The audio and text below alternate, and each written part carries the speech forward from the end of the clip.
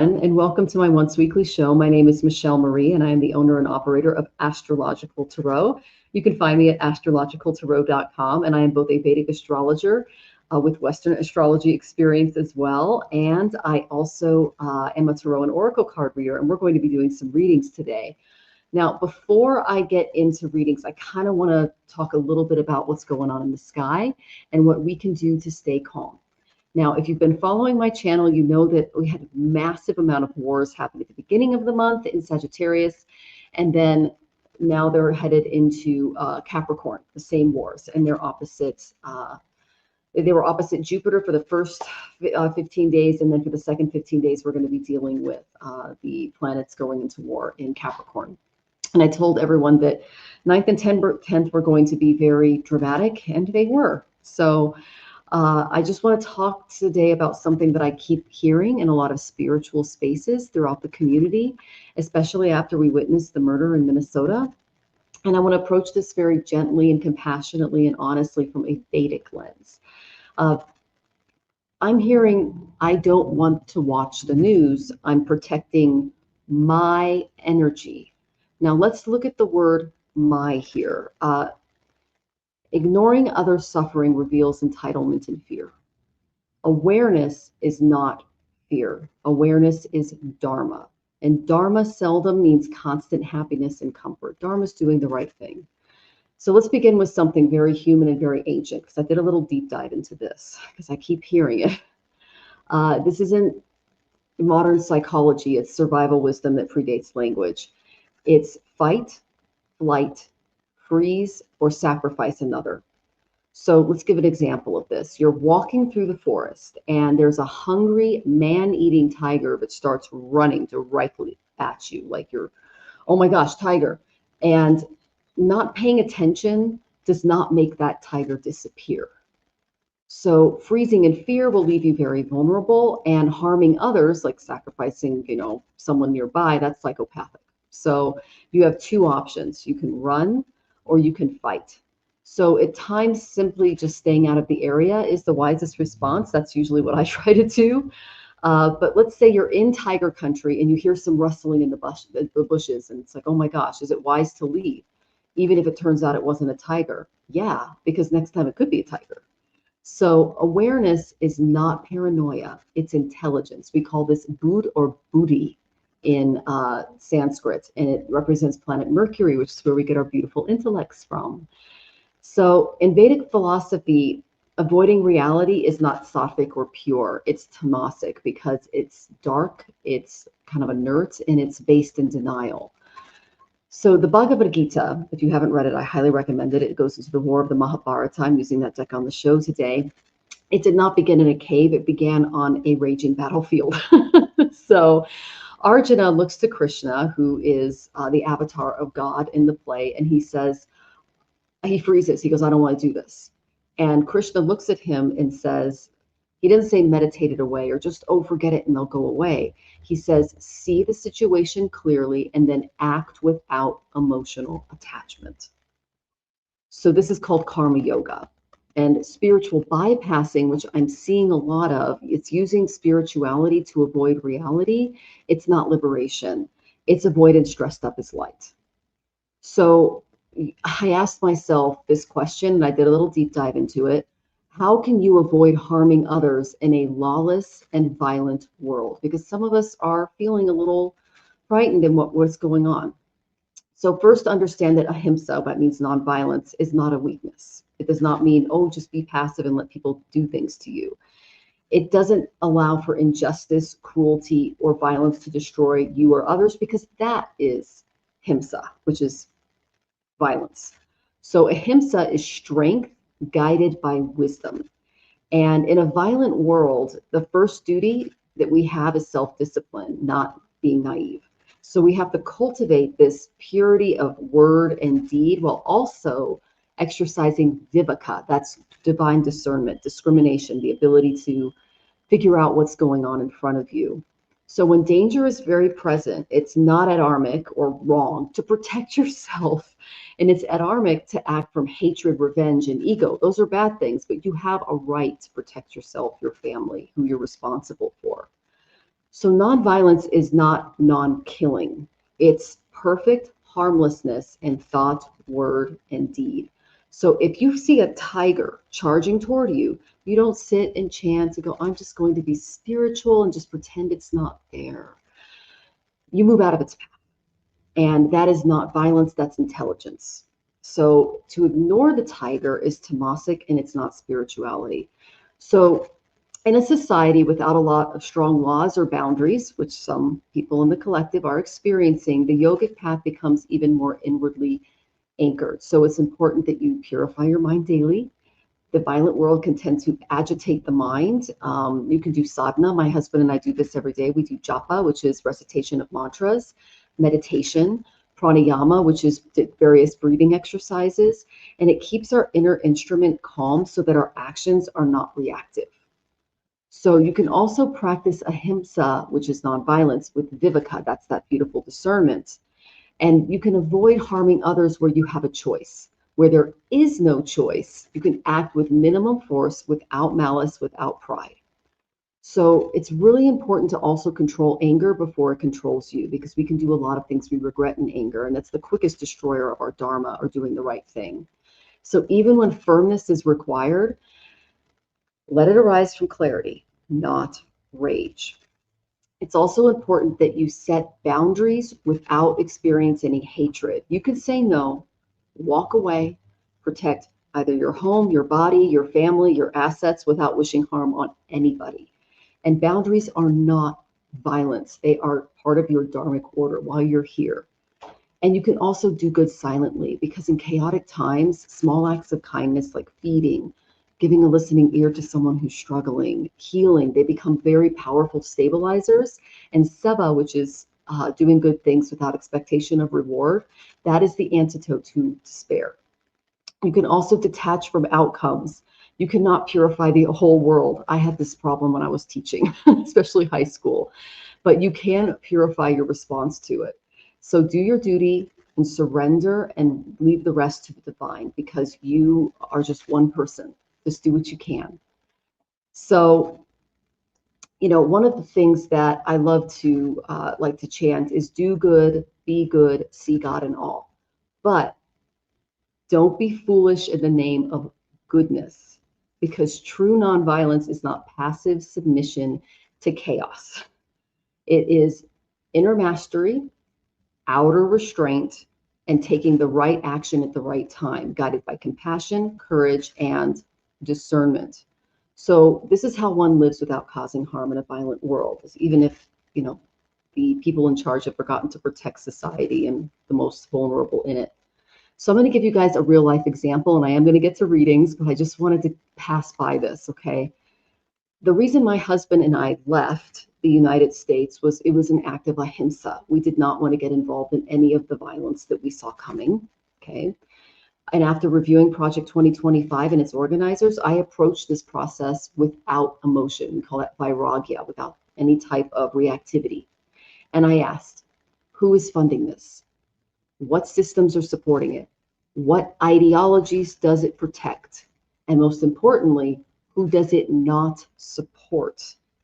So when I saw it objectively, it's a movement backed by trillions of dollars, massive data centers, long-term infrastructure. This did not happen overnight. It's been happening for decades. And individuals, we cannot compete with this. So then I asked a very personal and dharmic question. Will my Vedic practice and my lifestyle be supported in the United States under the framework of Project 2025? After doing my due diligence and research, the answer was no. So Project 2025 explicitly supports Judeo-Christian ideologies. Other spiritual paths, like the ones we study, including Vedic astrology, mantras, Ayurveda, any non-dual tradition is not protected under these new laws. This was not me reacting in fear. This was me reacting with discernment, research. So Jonathan and I spoke about this openly on our channel, The Boomer Mill. We went into all of the facts and figures. We got them from MIT, Pew Research Center, things like that. You're welcome to check out that interview. But it really, it really brought up to light what I just experienced this week. I had several interviews scheduled on a very popular YouTube channel that has now been shut down for the second time. And it was because this particular person's IP address was in an area that does not allow us to have conversations like this. So this reinforced the concerns that I had about free speech, especially after the last eclipses. And so this is not a United States issue. This will be a global issue, especially moving into 2026, because that's what the eclipses are showing us.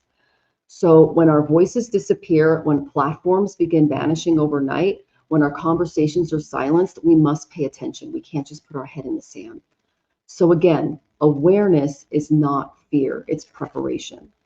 So Vedic wisdom is not asking us to drown out the world or even drown in it. It's asking us to turn. It also doesn't ask us to turn away from it. It asks us to turn toward it with balanced detachment. We call this yukta vairagya. That means when your eyes are open, your heart is steady, your nervous system is regulated, and your actions are guided by clarity and not by panic. So protecting your energy does not mean avoiding the truth. It means strengthening yourself so you can face the truth without collapsing. And I wanted to add something here from a place of respect and absolute clarity. If anything I share today feels uncomfortable or triggering, take a moment to pause and breathe.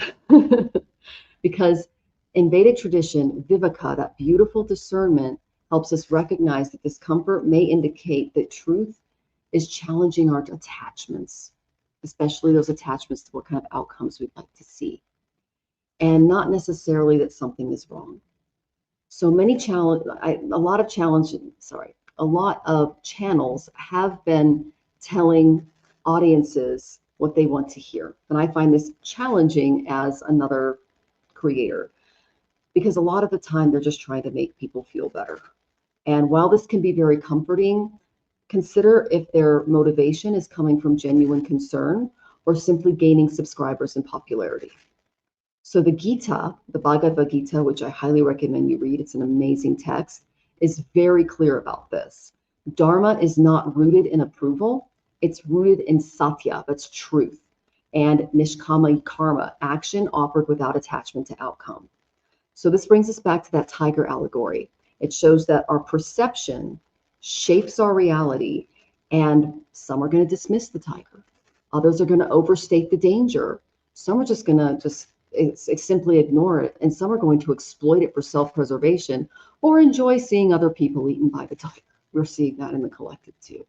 So this channel that I've created, it's not about popularity. It's not about reassurance. I like to share my honest perspective for those who are meant to hear it in the times that we're in. And I called this over 1.5 years ago. I was not popular for it. I will continue to stand by and tell you the truth with love and compassion so that you can act in the best way to protect yourselves and your families. And if you hear other views that have been telling you opposite, think to yourself, am I letting others shape my opinions? Because how you interpret the situation is, are you discerning things or are you accepting beliefs from others? It's important that you step into this with your own energy and your own discernment, and you make what the best decision for you and not allow a lot of the outside chaos and noise to positively or even negatively affect you, because it needs to be your decision. Okay, so take what resonates, leave what doesn't, but please, and I say this with absolute love for all of you, always choose discernment over denial, because turning away may feel peaceful, but peace without awareness is very dangerous. So stay awake, stay grounded, and stay compassionate. Om Shanti, Om Love, Om Peace. I hope that was helpful. What we saw this week was not easy. The wars revealed a lot of what was going on behind the scenes and what is to come. And 2026 is going to be more of that. And I think it's important that we prepare each other for these coming changes. Okay. So I just love to see what a few of you are saying. Welcome, welcome. And Rhoda, you are first. Thank you so much for your tip. The lovely Venus is here. It's so great to see you, Venus. The hubby is here. Hi, honey. Lovely to see you, Rhoda. Yes, you are first. So if you have something that you want me to look into astrologically or just look at your chart in general, I can do that. I have it open. So thank you for your tip. Chu, it is lovely to see you. Welcome, welcome. The lovely, joyful Jen is here. Thank you for the butterflies. That is so sweet of you. Teresa is here. Lovely to see you, Teresa, all the way from Facebook. I love your kitty cat. And let's see. And then can we yoga together? I do yoga every morning with my husband. He's actually he was director of the Divine Life Science, the Sivananda centers and the Divine Life Society ashrams and things like that. So he taught me yoga. It's wonderful. So, and yes, the Vedas do have a caste system that needs to be yeah, I agree with that. The caste system got a little out of control, just like every other compartment too. So that's important to discern. Use that viveka. Make sure that you're looking at the things that would be supported by divine energy. BD, it is lovely to see you. Welcome, welcome. If a tiger is running towards you, I'm pretty sure it's too late. Well, it depends on how far away it is, but and if there's like a door or something you can take. But yeah, I try to stay out of where the tigers are. So yeah. And then let's see. Anger is a gift. It's what motivates seeking of justice. Well, I see if it makes you take action to support, and there's something called righteous anger, and righteous anger is not something that is built around himsa, which is violence. If it comes from hatred, if it comes from a place of ego, then yeah, it could be considered himsa. But if you're doing it for the protection of others and for the betterment of community and family and all of those things, then yeah, you are absolutely right. I agree. Rachel, it's lovely to see you. A secondary emotion, okay. And then let's see. And then we have the lovely just Jody. Lovely to see you. Welcome from UK. That's great. Oh, that's wonderful. And then my time is not right what I thought, so I changed my moon sign as well as my rising sign. I went ahead and put the new time in the calculator as soon as you sent me that email. So thank you for doing that. The lovely Jane is here. So good to see you, Jane. Thank you so much for joining us. And just I don't want to. Oh, what can you expect in the next month? You got it, Rhoda. All right. And go ahead and ask your questions, guys. Tips get priority. All of the links are in the description or the chat. And then Mary is here from St. Louis, Missouri. Welcome, Mary. It's lovely to see you here. And yeah, feel free to type in your question, guys. And I am so excited to read for you tonight. We have had a lot happen in the collective, and my heart is with everyone that's kind of struggling with what's coming out. So it's a lot. It's a lot to deal with. But know that when we're coming from a place of calm discernment, we're going to be able to navigate these systems in these times a little easier. Okay. All right. So James, you are next. All right, James. So you have Rhoda, and then we have the lovely James. So, and then, someone else. We have the lovely Rachel. Okay, sounds good. Okay, so first, Miss Rhoda, let me get to your question. So go ahead and ask your questions, guys, and I'll go ahead and get them in. And then universally Jyotish, I love your name. Spiritual bypass is just spiritual long-term debt, and awareness is the gift from now. I couldn't have said it better. That is beautifully said. I love that. Thank you. And I like your icon too. I love other Jyotish practitioners and just talking about what's going on in the sky. I'm so glad that you're here. All right, Teresa, I'll go ahead and get your question in. Joyful Jen, you are in. James, you are in. Okay. So the lovely Rhoda, you want an astrology reading, and you want to know what to expect in the next month. Okay. Well, I went ahead and pulled your chart. So let me open it up here. And I did fix the time, so you're good to go. That does change things a little bit. But the planets are still in the right place, but it changes the houses around. Okay. So now you are in Mars, Mahadasha, Jupiter, Antardasha. So this is and it's in your 12th, your Mars is in your 12th house, forming an Anagarak with Rahu. So this is a highly karmic, inward, kind of destabilizing but awakening period for you. So Mars is he's weakened in Pisces. He doesn't really like water signs. And this is further complicated by Rahu. But now that Saturn and Neptune are transiting over your Mars, that can intensify some exhaustion, a little bit of confusion, and some spiritual pressure. Let's see. But there's a lot of guidance and protection coming your way because you have Jupiter Antardasha coming on. So good advisors, good people in and around you to help you. And your Jupiter's not debilitated. He's in your 11th house, which is a great house for Jupiter to be in. But let's talk about this Mars Rahu conjunction in Pisces, 12th house. Now, this redirects energy away from making direct action right now and into kind of a subconscious material isolated state. It can bring a lot of interesting dreams at night. It's linked to hospitals, foreign lands, spiritual places.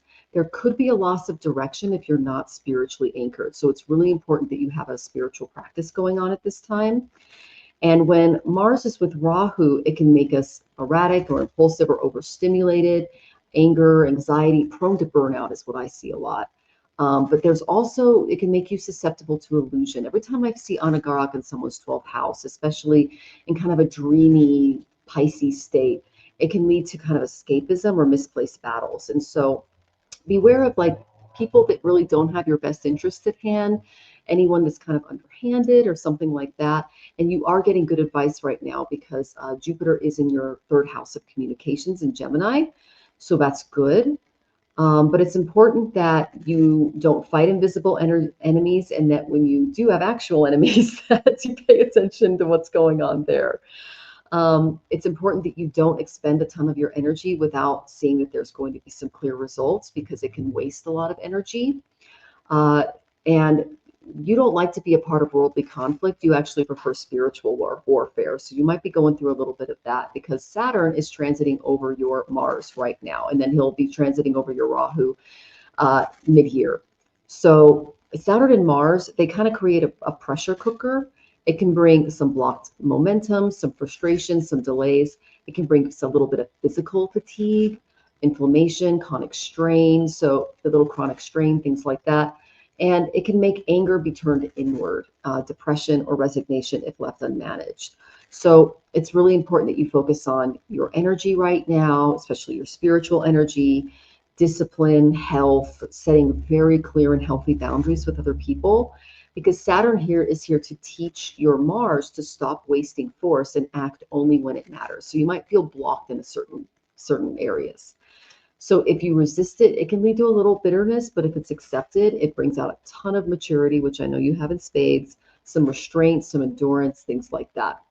Now, I also look at the outer planets, and Neptune is also transiting over your Mars. This is subtle, but it's very important because Neptune tends to dissolve Mars. It can create confusion around your goals and motivations, disillusionment with your former ambitions. It can bring out some heightened sensitivity and psychic openness. So you might be feeling a little more open than you normally are.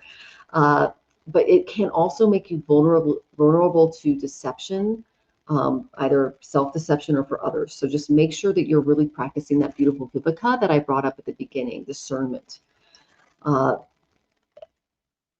Another thing that I've seen with clients that have this is I don't know what I'm fighting for anymore, because when Neptune goes over, it can create kind of a fogging feeling. There's a loss of ego-driven desire, and it can lead to a little bit of identity fatigue. So, but spiritually, Neptune can soften Mars to be more compassionate, which I know you also have in spades. So you are in Mars, Mahadasha, Jupiter, Antardasha. What does that mean? That means Mars is driving the car and Jupiter's giving directions in the passenger seat, okay? But Mars is the main driver of the car. So this is a saving grace for you. This is really good energy because life can feel a little urgent, a little pressurized, a little confrontational, but your karmas are being worked out really quickly, and you have the advice and communications coming from Brihaspati. That's the guru energy.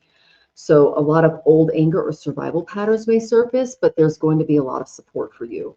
Because Jupiter, he brings protection from total collapse. He can bring a lot of learning, teaching, speaking, and writing opportunities your way. There can be guidance through information and communication, help from siblings, peers, and community. That's a really good thing that he can do. And if, how do I say this? Any type of dogmatic, like personality or something like that can hurt you a little more than the average person, but being open will heal. So Jupiter is asking you to learn your way through this and speak your truth really gently. And the things that you're likely to experience over the last month, because you just hit this month, okay, Rhoda, is extreme tiredness followed by bursts of insight, a desire to withdraw socially from certain things, people, or events, spiritual awakening, though through a little discomfort, but it will give you some hits, okay? Dreams, symbols, intuitive downloads. Those are those psychic hits I was talking about. And then a need for solitude is going to be important, but make sure you're not isolating yourself too much. So the main risks that you're going to want to look at for the next month are burnout, escapism. That can be, fantasy avoidance, things like that. Any kind of passive anger or confusing surrender with helplessness. So some remedies that you can do for Mars is there's something called Hanuman Chalisa on Tuesdays. If you email me, I can send you that. There's physical movement. It could be walking, swimming, yoga, not aggressive workouts, just something to kind of get you outside and connects your mind, your body, your spirit. And then avoiding unnecessary conflicts because you don't have time for that. Some Rahu remedies that you can do because he's with your Mars are anything that grounds you. It's really important to ground yourself when Rahu's activated in the Anagarak position. So reducing any kind of stimulation, that's media, staying out late, things you can do are feed stray animals or adopt stray animals or donate anonymously. Those are really good. And a wonderful mantra that you can do is Om Dom Durgaye Namaha. And that is to the beautiful goddess Durga, and she can help with Rahu's energy. And for Saturn remedies, because he's going over your Mars, you can do service to the elderly, disabled, anyone who's marginalized. This is Saturday discipline. You can do simple food. My husband and I don't do grains. We treat it like an Ekadashi day, which is like a diet with very simple diet. Silence, mauna, and just having a very structured day. And then just accept slow progress because Saturn moves very slowly, especially when he's going over Mars. You can feel a little blocked. And then for Jupiter, you can study scriptures and philosophies because he's supporting that right now in your third house. You can teach, mentor, write. You can wear yellow on Thursdays, and you can also chant this beautiful mantra on Thursdays as well. Very simple. Om Guruve Namaha, or Om Brihaspataye Namaha. And those are just very simple nama mantras that you can do to invoke that wonderful Brihaspati Jupiter energy, which is giving you all this great advice. But you are being asked to don't fight any imaginary battles, conserve your energy, turn action into very conscious service right now. Let ambition dissolve into purpose. When handled consciously, this transit can give you a lot of spiritual authority. It can give you a ton of emotional maturity, and it can make a quieter but more meaningful success come your way. So if handled unconsciously, it can create exhaustion, confusion, and resentment. And the choice lies in how you choose to use your energy. So that's the main thing I just saw from your chart. It was kind of a lot. I just kind of went on a riff there, but I hope that was helpful. Let's see here. And then I will do that. I will definitely have to email you for this information. Of course, yeah, I'm always here, especially when it comes to mantras. My husband and I get up at 4 every morning and we do all of our mantras and japa and kirtan, and it's a lot of fun. But I see it as kind of a protective shield, and you feel that big time right now. Okay. And you've been struggling. Yeah, that Shani's transits, especially over Mars, can be pretty difficulty. And yeah, and the dreams, that really does fit in. Yeah, so that is some stuff there. And then let's see. And then BD, I will go ahead and get your question in. Okay, Darren, I will go ahead and get your question in. And Anthony, nope, I don't snore when I sleep. Do I snore when I sleep, honey? He says no. Okay. All right. Thank you for the great live, Jane, and thank you for sending me the Vishnu emoji. You're the cutest. Oh, adore you. Okay, it is a lot of information, and I'm glad that you're here for it. That's great. Okay, so our next lovely tipper is, let's see, James. Okay, James is asking, will 2026 have my goals reached, especially for my skin removal and dental? Oh my goodness, that's some big procedures coming your way. Well, best of luck and happy health to you in those areas. Okay. Now, if I had your chart in front of me, I'd be able to look at your Varshapal and see what your health looks like this year and what houses are getting affected and things like that. But I'm just going to do some tarot and kind of tap into what my guides are telling me, okay? Skin removal and dental, okay. Now, Shani rules the teeth, so you'll want to look and see what house that he is in, because that's important. Okay.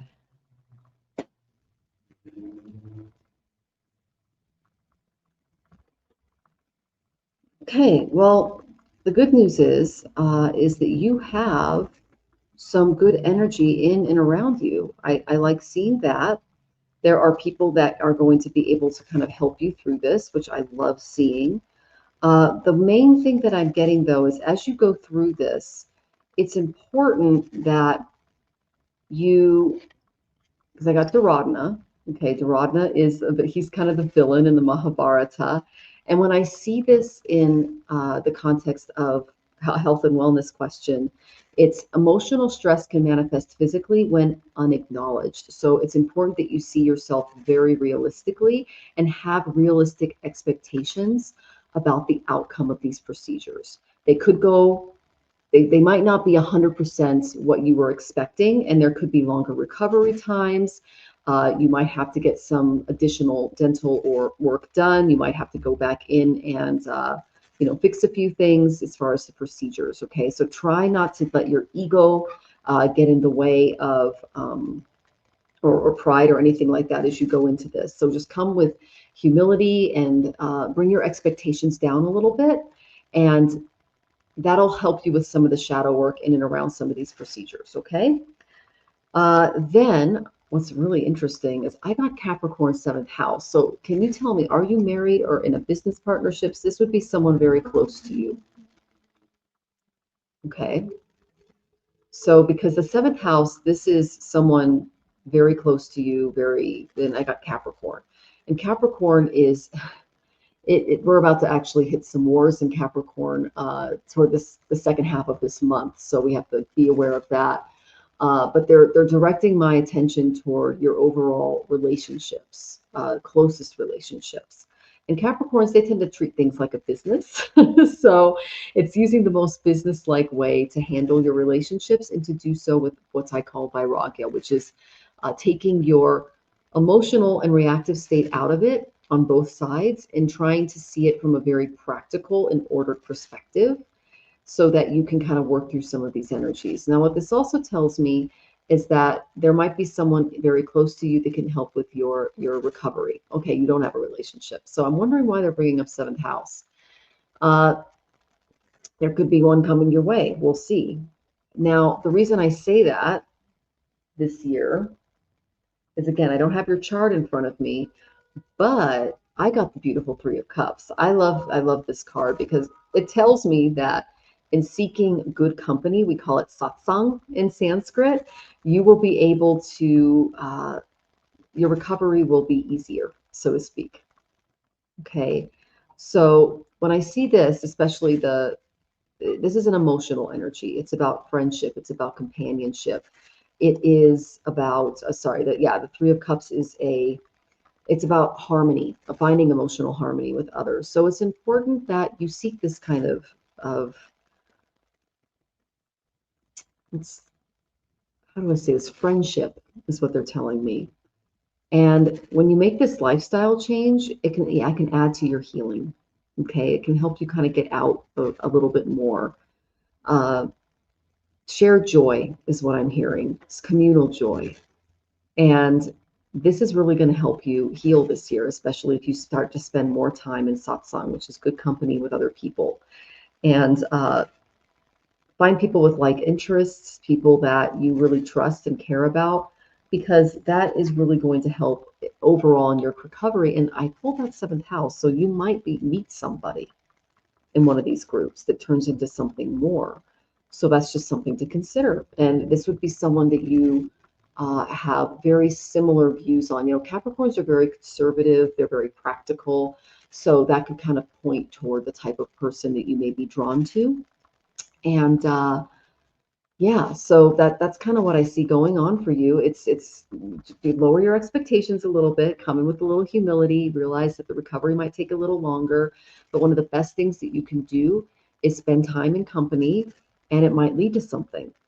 They just kind of threw that in there. So, and you're a Libra. Okay, lovely. I love that. Well, Libras are very good at, compromise and seeing things from both sides of the fence, and being able to how do I say this? Kind of put their ego aside, because I did pull Dharadna, so it's important to watch for that. Because Dharadna is a bit of a narcissist. Make sure that you're not projecting that energy, or that energy isn't in and around you. And let's say when I see it in a health question, it's usually that someone has like a very they have a lot of expectations about something going in, and they end up being disappointed and angry and hurt. Okay, so it's important that you just kind of like tone it down and just go with the flow, and you'll be okay. So I hope that was helpful. Garnet's here. Hey, Garnet. Just Jody, Lilith, in my Black Moon 8th house. Can you tell me anything I should know? Okay. I will go ahead and get your question in. Okay. So the next lovely tipper, let me check here. All right. Is Rachel. And then we have lovely Venus. Okay. Let's see. Miss Rachel. Rachel, are you here, sweetie? Go ahead and ask your question, because I am not seeing it. Hey, Lovey Cook, good to see you. Welcome. Cool car. And let's see. I'm looking for your question, Rachel. I might have missed it. I apologize if I did. Oh, you're here. Okay, yeah, go ahead and ask. And I'll just wait a little bit.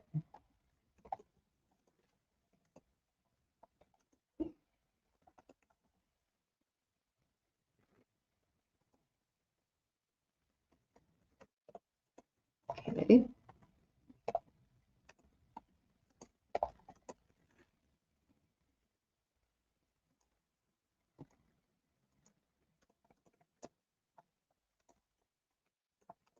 Okay. Care of that. I'm doing backstage stuff too, so thank you for your patience, guys. Okay, Rachel, a friend of mine offered me a dog.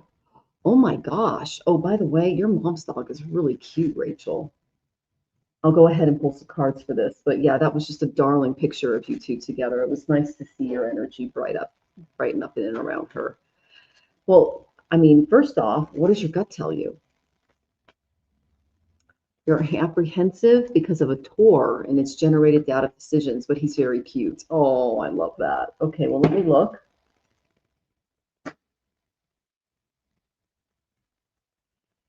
Okay.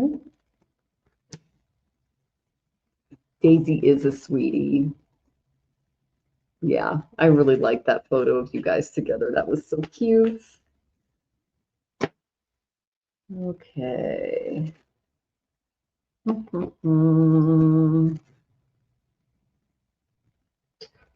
Thank you all for your patience as I draw.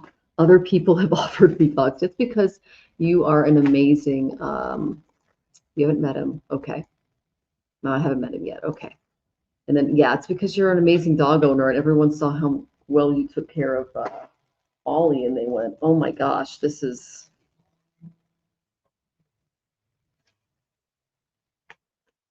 okay.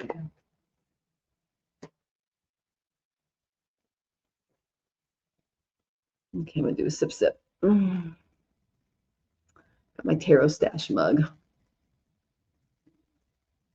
He's one of my favorite people to watch, you guys. He's on once a month here. We just adore him.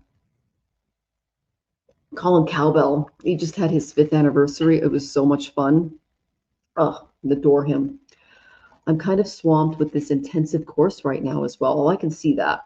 It's right here in the cards. Okay. So the first card I got was Capricorn. They want you to think about this very practically, and it sounds like you are. You're going on tour. You have a lot of responsibilities. You haven't met him yet. I wouldn't make the decision right now because this card is all about taking a step back and looking at it from a very practical, logical, grounded, earthy perspective. And it sounds like you're doing that because you're considering your tour and everything else that could kind of get in the way of your bonding. You want to be able to have some time off where you can really bond with this dog because new environment, new person, new schedule, new routine. You got to think of a dog is not just, a companion that you're going to have for a lifetime, but also as a business, as a huge responsibility. So ask yourself, can I take on this responsibility right now? So I asked that question, and what I got was the Chariot, but it came up reversed. So there could be some scattered focus, some burnout, unable to kind of keep track of things right now because you have too much on your plate, some disorganization, things like that. So this might not be the most practical time to invite a dog into your life because you're about to get real busy, girl, or you're already too busy already. So then I asked, what would the overall outcome be? And I got the 5 of Cups. Okay, so this is disappointment, a little bit of insecurity, setbacks, loss, regret. You're going to regret it if you do it right now because it's not the best timing. Okay, sweetie. And let's see. Yeah, totally. I'm scared to be in the army right now. Oh, I'm sorry, sweetie. Well, I am saying that this is probably not the best time to get a puppy because you are very, very busy and there's a lot of responsibilities on your plate and things that you are going to have to step into in the next couple of months. Okay. So I did ask for some just energy around dogs in general because you said a lot of people are offering you puppies and things like that. I got the innocence card. So this is about just being soft, still, giving the universe an opportunity to assist you in creating your desires and remaining patient. Be willing to release any cynicism in and around not having a special little guy or gal in your life right now, because this is a time where you need to gather more experience before, how do I say this? I say you might have lost a little touch with your innocence and your joy because you're still grieving. Okay, so don't forget that time will heal all wounds and transformation for you is very possible. Okay, because they're asking you to approach your grief with renewed peace. And you're making a lot of changes. They're showing me your job situation, different people in and around you, the direction of your life. They're saying, see this as a time to explore your world and these changes with the innocence of a child. And you will attract the right dog to you once you kind of go through these processes and allow these changes to happen. So every day, call on your guides to renew your mind and refresh your thinking. Ollie is one of them. Okay, so you can call on him. And with his assistance, you can contemplate each situation you encounter, including puppies. And sometimes, like I told you, Rosie's bogey. So it's not even a question. I mean, I got so many signs. Jonathan and I did. She sits like him. She eats like him. She has the same manner as he does. Her favorite toy was his favorite toy. She carries it in her mouth wherever she goes. She sleeps the same way. She's the same dog. I mean, it's like just in a female body. It's crazy. So they do come back. I'm experiencing it right now. So right now, as you're going through the grief and you're waiting for him to return, pray for freedom from fear, from worry, and from any kind of unhealthy guilt or obsession that you feel around his passing that might control your thoughts and harm your soul, because those are lies. You were the best dog mom ever, and you are just an incredible gift to the fur babies in this world. And I'm just, it's an honor to know you because you care so much. You care like Jonathan and I do. So basically, not right now. You're going to be real busy, but just breathe, go through it. It'll come. Okay. That's the main thing that I'm getting. I'm working to let go of the rumination. It's just me trying to control my grief. I totally get it. That's one of the stages of grief. You know, I told you I lost 3 of my babies, and it never goes away because they're always there. You know, they're always a part of our heart. But in realizing that they just went backstage for a costume change and that their energy is limitless and no one ever dies, we just reincarnate in other forms. It gave me a lot of hope. You know, it gave me a lot of perspective on handling the sadness that I was carrying around. And I know exactly how you feel. Okay, sweetie. So you've got this. It'll come. And yeah, I hope that was helpful. Okay, Andrea, welcome, sweetie. I got your question in. Arcana's here. I haven't seen you in a while. It's so good to see you. Welcome, Arcana. I'm still taking donations right now. If you put your donation in, you're guaranteed to get a reading from me. Okay. Uh, and then I'm going in order. So we'll see. Okay, Joyful Jen is back. Thanks for checking in. Shambhala Healing is here. Lovely to see you. Great name. And we are doing great. Thank you so much for asking, Arcana. I love it. And then let's see. I'm just making sure I'm getting everyone's question in, because I got to do the backstage stuff too. Ollie was flickering the lights this weekend. I swear I could hear shuffling. I'm like, this is a mouse. Weird. Oh, interesting. Yeah, spirit has ways of making themselves known.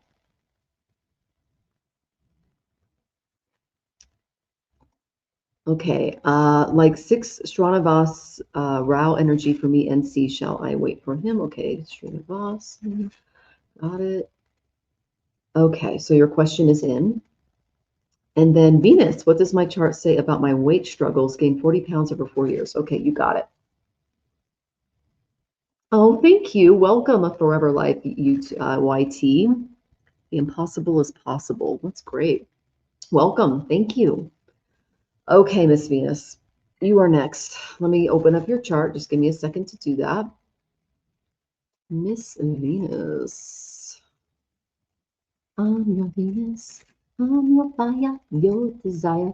Right after I learned all of Venus's mantras years ago, I walked into a Trader Joe's and they were playing the Venus song, but I'm your Venus, I'm your fire, your desire. And people thought I was crazy because I couldn't stop laughing. It's like spirit going, good job. You're learning Shukradev's mantras. He's my ascendant lord. So I'm a big Shukradev fan, and he's active in my chart right now. So he's 4th house Vargotama for me. That's why I'm able to live in these beautiful apartments, and he just blesses my 4th house like crazy. Okay, Miss Venus, let us see.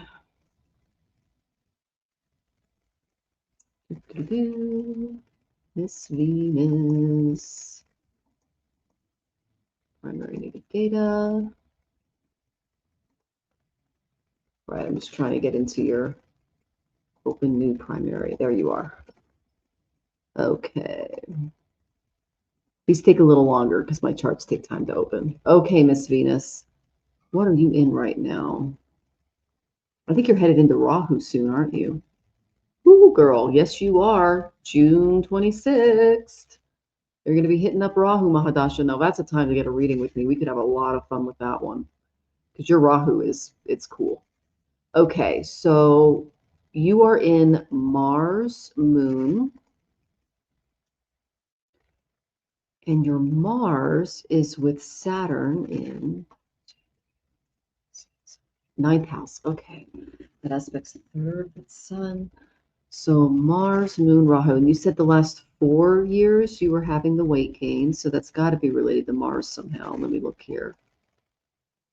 I'm just looking over the Venus. You got Venus on the ascendant in Capricorn.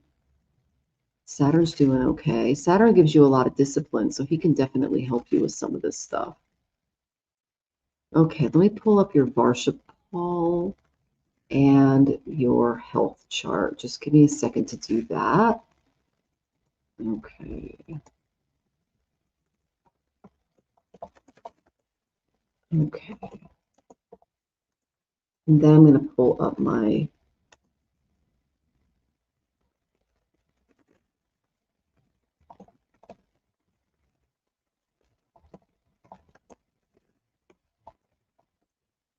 okay, and then that was the last 4 years. So let me look at your Vimshatari. Where is that? There we go.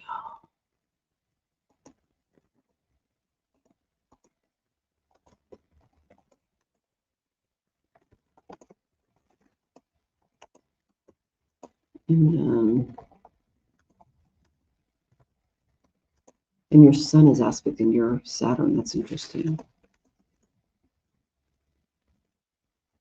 Okay, so let's look at that. See how many signs he moves.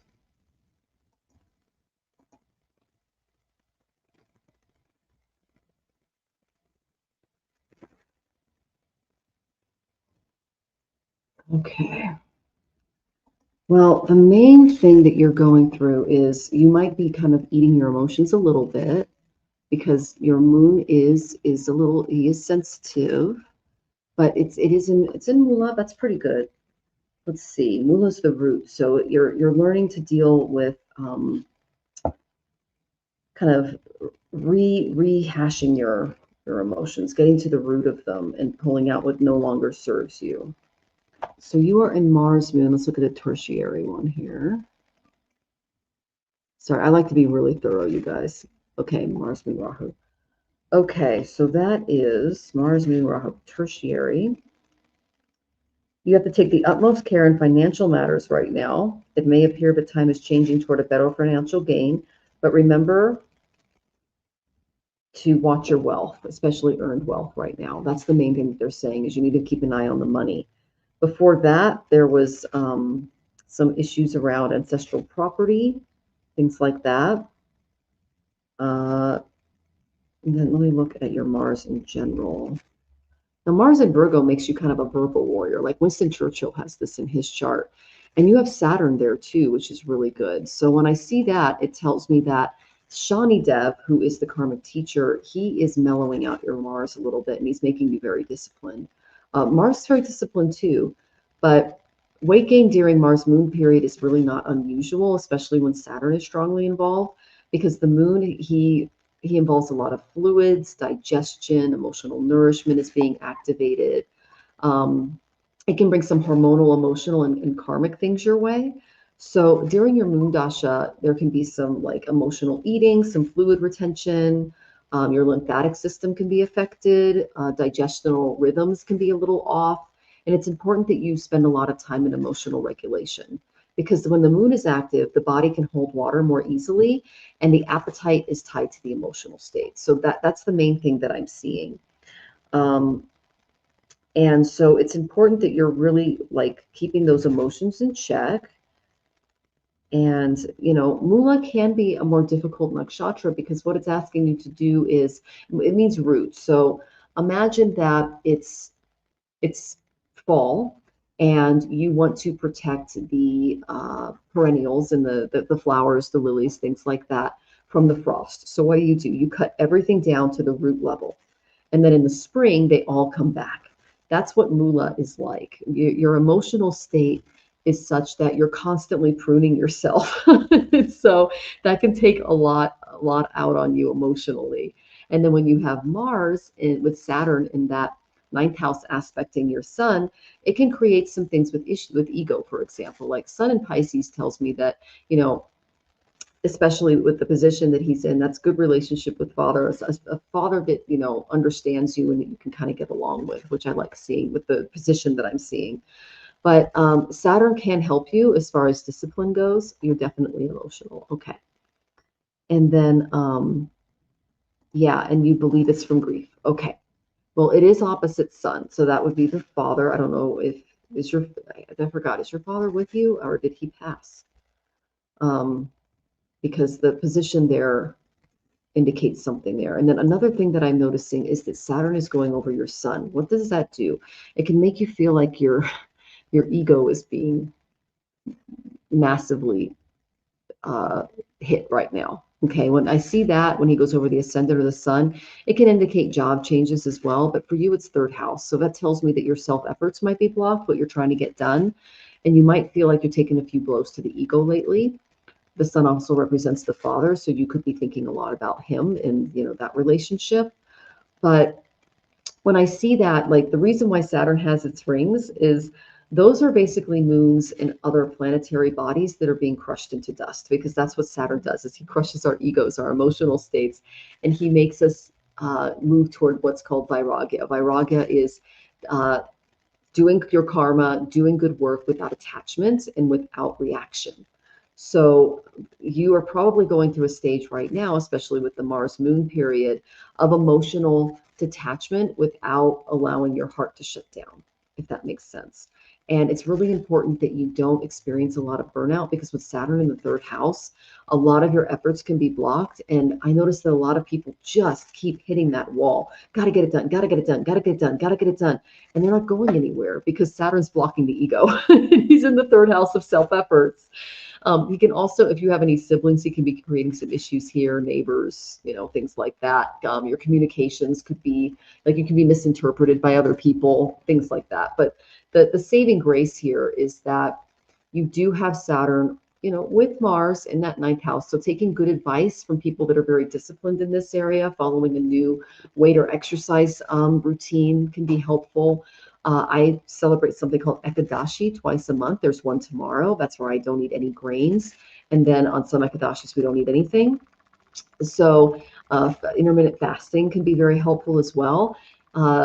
One way you can honor Shani Dev, which is Saturn, is you can do a type of a fast on, if it's safe for you, on Saturdays as well. And that also helps expel a lot of bad karma. So that's what I see there. It's important that you you're very discerning and not too impulsive when you're making any dietary changes and things like that, or taking advice from other people. Really check your sources. But overall, I mean, it's looking pretty good.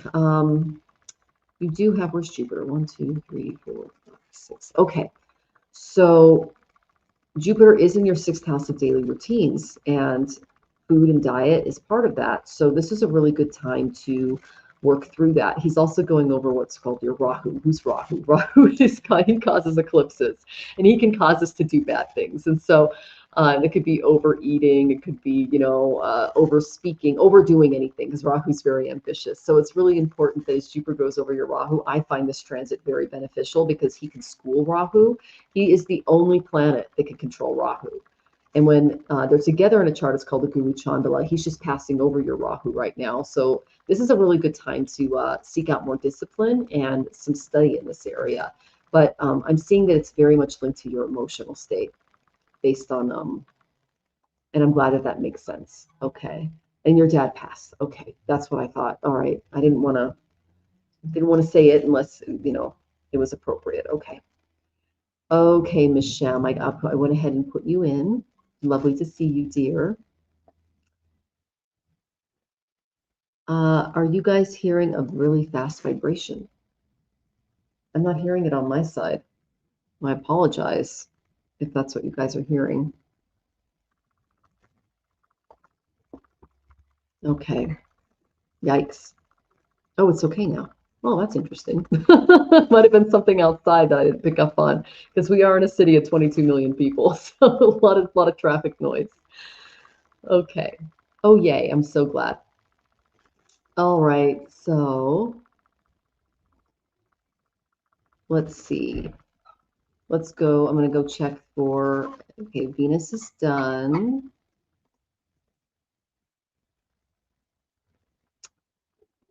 And then we are going to go in order.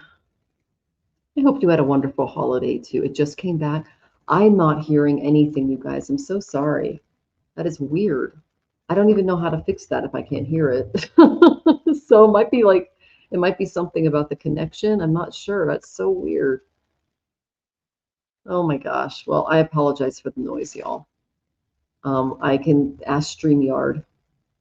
Okay. Yeah, because my laptop isn't making any noise. That's odd.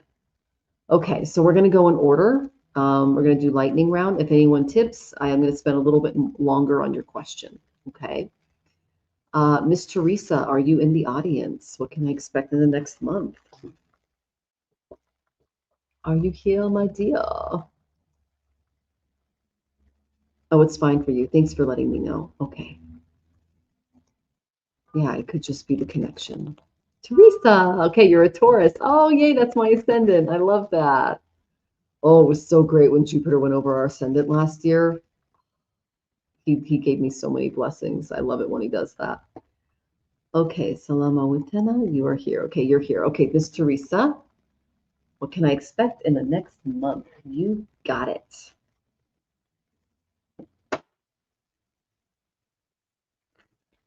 Okay, they really want you to focus on your work, how you serve, your daily routine, what you're eating, sixth house stuff, doing things a little at a time, people that work for you and with you. They want you focused on that. This is the house of service, what's good for you. It is a Dushtana house, so it indicates some kind of karma that you're working out from a past birth. Let's see what's going on for you. Oh my goodness. Okay, we're going to do a flyby here. Okay, so the sixth house is also the house of hidden enemies in Vedic astrology. The reason I bring up that, I got the Three of Cups reversed. There could be some people in and around you who do not have, it's not good satsang. These are not people that have the same vibration as you. They're people that you should not be pursuing friendships with or hanging out a lot with, okay? It's important to keep good satsang, good company. You're going to get tested in this area. I got the King of Wands, but it came up reversed. Okay, this could be a more negative male in your life that might not be using their actions appropriately. They could be a little forceful, a little fiery, a little aggressive. If you get in and around this person, especially in the workplace, don't start arguments. Just kind of, water off a duck's back, okay? Because you don't need this, all right? And then I got the Nine of Wands. It's important that you guard your energy and that you are very aware and discerning of who is in and around you energetically so that you can protect yourself. Okay. Now, wands are all about taking action. So when I see this, this tells me that you are needing to, you're needing to kind of discipline yourself and create some restrictions and boundaries with others, especially if they're not treating you right and they are pressing against those boundaries and not honoring your energy. So there can be some resilience, but it's going to happen after struggle in this area.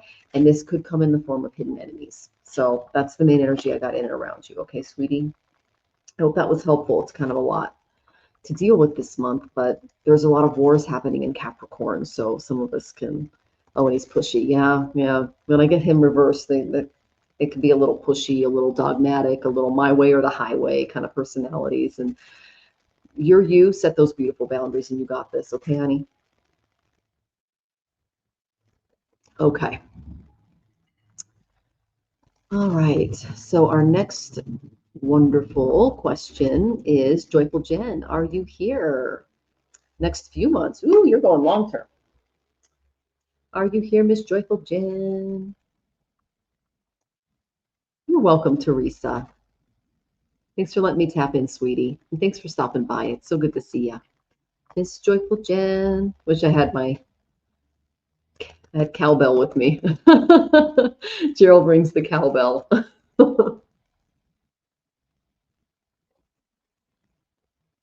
Okay, you have to be in the audience. I'll keep your question in, but I'm going to move on. BD0224. Are you here, my dear? Are you in the audience? Let me know. Let me know.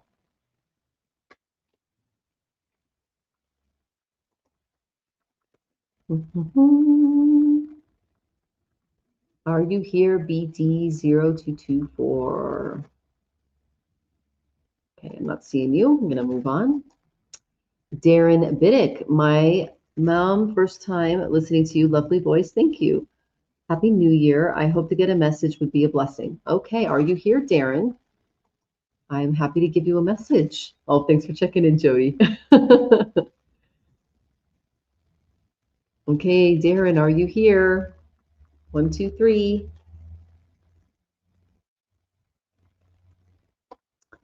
Okay.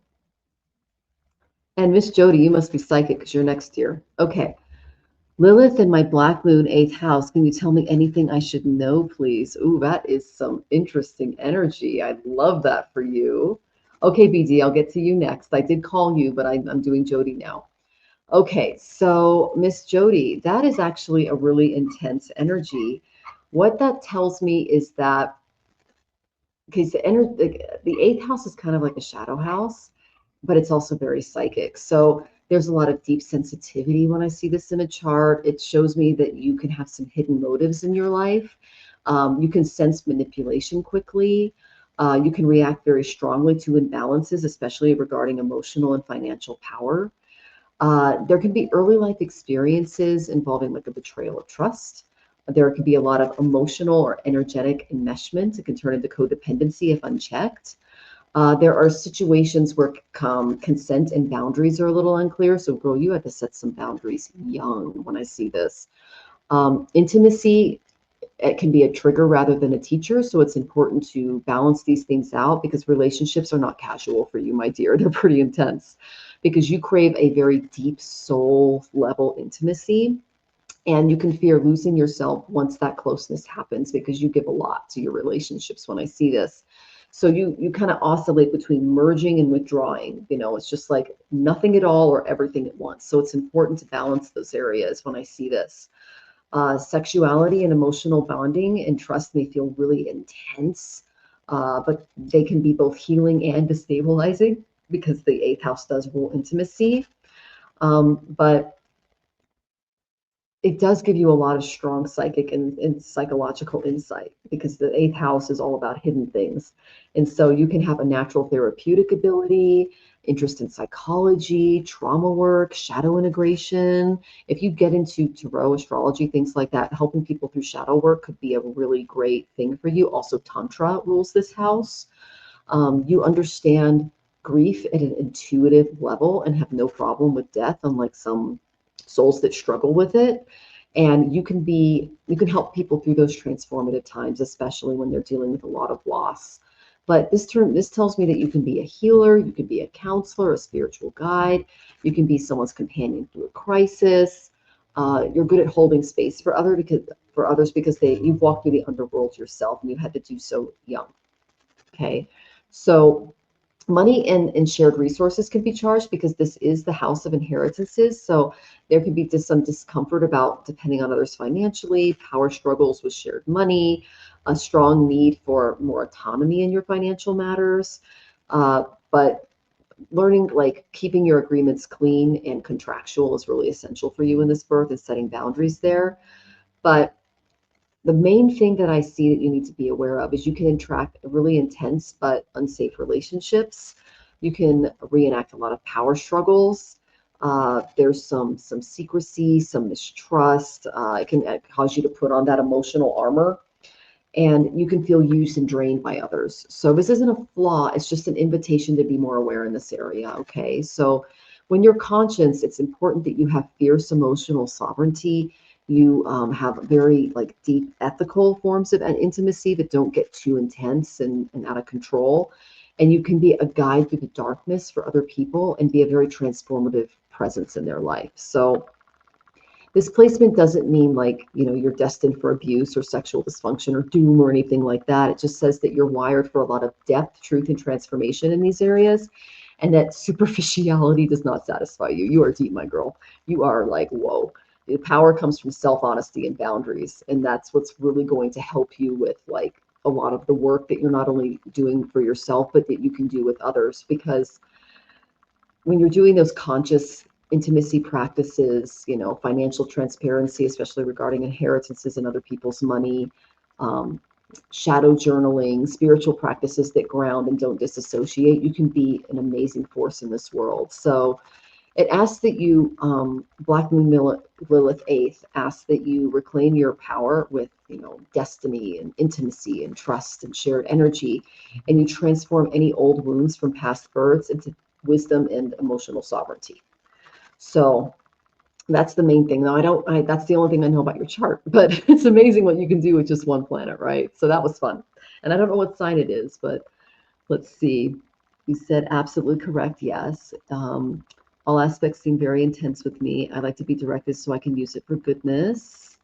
Very accurate. Oh, good. You already have. It's taught you many lessons. And you write poetry. Of course you do. I love that. You're tapping into that beautiful realm. And you're so welcome. Thanks for joining us. It was fun. Okay. So BD, are you back? Are you here, my dear?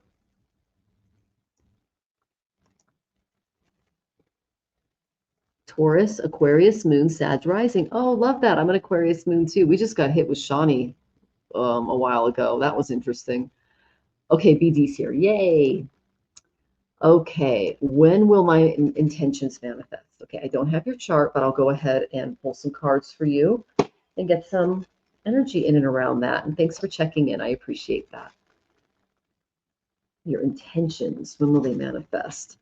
Well, they have me focused on relationships. Are you in a relationship, BD? Because I got 7th house. Okay, Darren's here. Good to see you, Darren.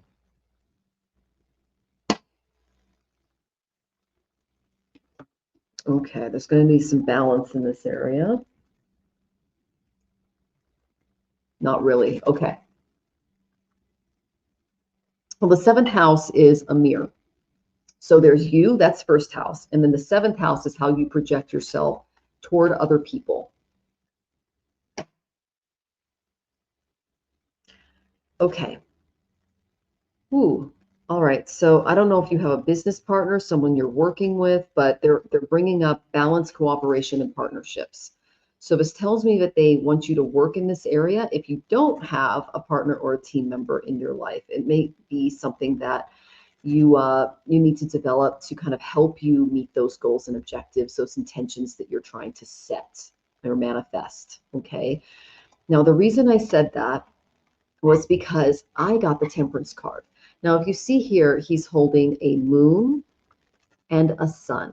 The moon represents our inner emotional state, and the sun represents our ego, our outer state, what we show other people. So whenever I pull the Temperance card, there needs to be a balance between your emotional ego and your outer ego, the personality you wish to project, the way you want to be seen and recognized in the world for. So what this tells me is there's going to need to be some balance, emotional, inner and outer balance when it comes to relationships and how you do contracts and things with others. Okay. There's going to need to be some moderation, some healing, some harmony. And when you're able to balance your inner and your outer self, it can bring a higher awareness and a conscious blending of opposites that can really help you manifest your goals. Now, I did get a little bit of a shadow energy in and around this reading. Okay, BD. I got the Queen of Pentacles. Now, she's a very material queen, but she came up upside down. So what does that tell me? This tells me that you are working through some issues in and around money. Okay, so this is a female energy, but it represents, you know, it can be a little overspending, irresponsible with money, not using the best judgment in this area. Okay. Sometimes this can be greed, things like that, because there's just too much emphasis being put on the material. So it's important that you stay level-headed when it comes to your goals and objectives. You don't overspend, you don't overextend yourself out of excitement, and that you try to build a better and more solid foundation around yourself and try to balance out any type of partnership or goal that you have with someone else that can get this out of whack. Okay. Pay attention to your finances. That's the main thing they're saying. And make sure that your judgment is good in this area. because the Queen is all about mastery. And so you're getting a lesson here, and they're asking your attention to be directed into that area. Okay. I hope that was helpful. Okay. All right. We have the lovely, let's see, Andrea. Are you here, Andrea? You're welcome, BB. Please check in, Andrea. Okay, thank you for checking in, Salam. I'm going in order. Thank you for checking in, Arcana. Oh, Andrea's here. Wonderful. Well, I passed my registered nursing exam and NCLEX January 20th on my first try. Woo, okay, let's look. Now, if your Vedic sign is Pisces, Saturn's going through there. Okay, so it's, I don't know what house that is for you, but that would be something to pay attention to. Okay, but I'll pull some cards to see what the guides have to say. And best of luck. I mean, my first job was working as a nursing assistant in the Alzheimer's and dementia unit. And then I moved into in-home health and care, and that helped me pay for college. And it was especially the in-home health. I really enjoyed that. Oh my goodness. Okay. Okie dokie. Let's see what's going on here. Now, have you been taking out time to study, get things done in that area? Okay, the reason I say that, my dear, is I'm not getting the most positive cards. So this tells me that some more preparation is needed. Okay, I got the 8th house. Okay, this tells me that this is the house of hidden things, but there might be something that you're missing, because this is a big transformative house. It's, it involves everything from chronic illness to other people's money, inheritances. It's the house of intimacy. And so there's a lot of transformation going on here that needs to happen. Okay. So there is a bit of an imbalance. Why do I say that? Because I did pull the Tower. Okay. So what this tells me is that there's an imbalance when it comes to being able to do this. You can see there, this represents like kind of a crisis, destruction of illusions, revelations, things like that. So there might be a little bit of a Tower moment coming your way that's going to force you to change your perspective. And it's an authority that cannot stand, that will be forcibly removed. So it tells me that any false powers that are in and around you regarding this are going to collapse. And that's not the worst thing. It just means that it's going to change. It's going to clear the way for something else. Okay. And you're studying too much. Okay. Well, the 8th house also represents studying. So that could be an imbalance there. There might be a lot of, emotional component that you're putting into this, that you need to kind of take a step back and not put too much of yourself into it, the anxiety piece there. And then I got the Queen of Swords, but she came up reversed. Now, this is a very mental queen, and you said that you're studying a little bit too much. Now, this could relate to the need to feel, how do I say this? This is a mental card. So when I get this, it tells me that there is an imbalance mentally going on, like you might be missing something. Like you said, there's too much going on. I haven't called you yet, Shem, but I'll get to you. So using force or intimidation to try to force your way to learn this stuff isn't working. So you might want to change your study habits a little bit.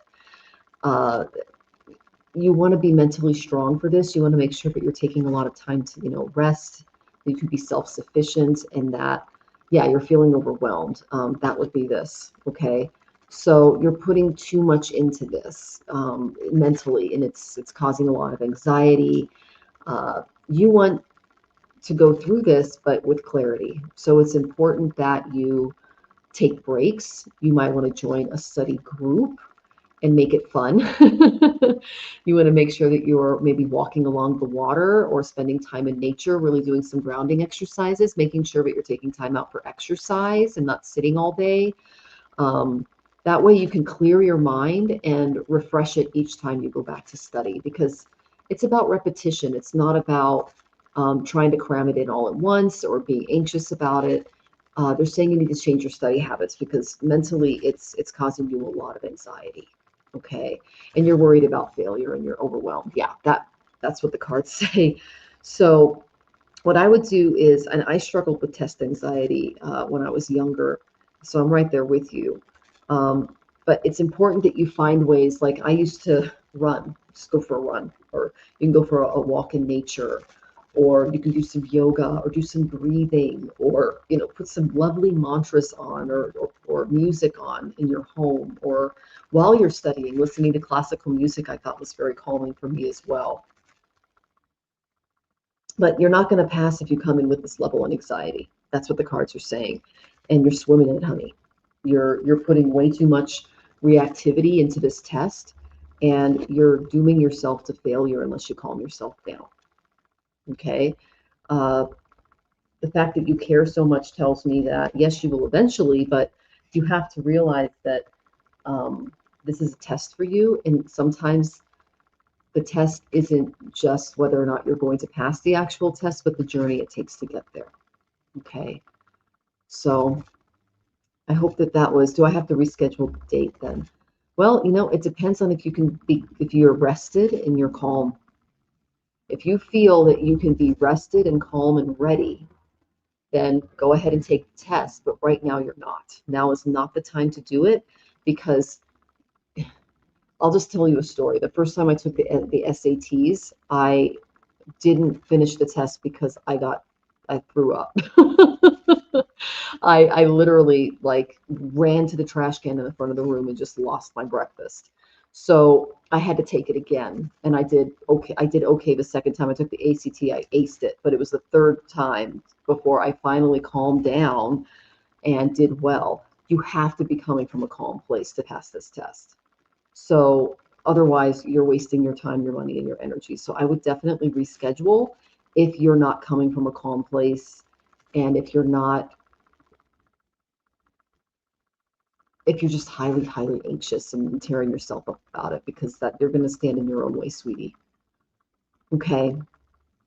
Yes, rest and a good night's sleep is so important. I'm right there with you. Yeah. So the answer is yes, reschedule if you're coming from a place of heightened anxiety and stress and not enough sleep and overstudying. Reschedule. It's okay. It'll still be there.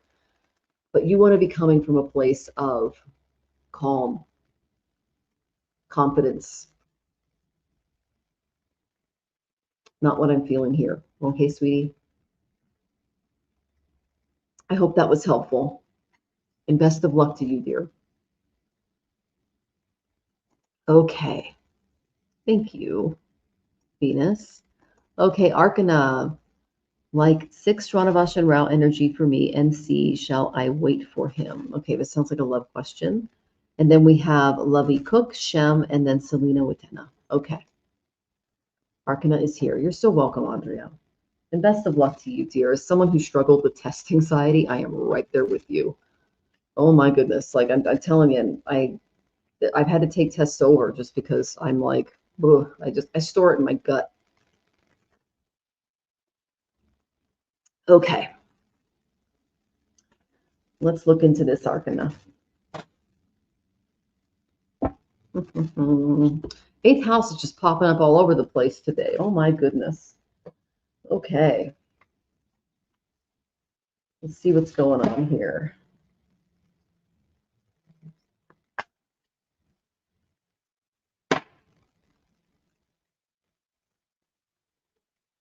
Ooh.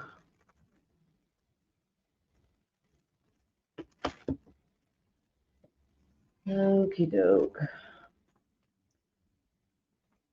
And if you're new, I'd love it if you guys subscribed. I actually am losing a lot of subscribers for some reason. It's really weird. I lost like 20 or 30 in the last week. I think maybe they're cleaning stuff up behind the scene. Okay, so I got that there's an unhealthy obsession going on here, Arcana. Okay, sweetie.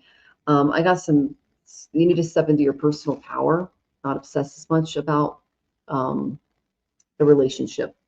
Okay. When I get eighth house, it tells me that I felt like an obsession of energy that just needs to be put down and just put it over there. Okay. Take a break.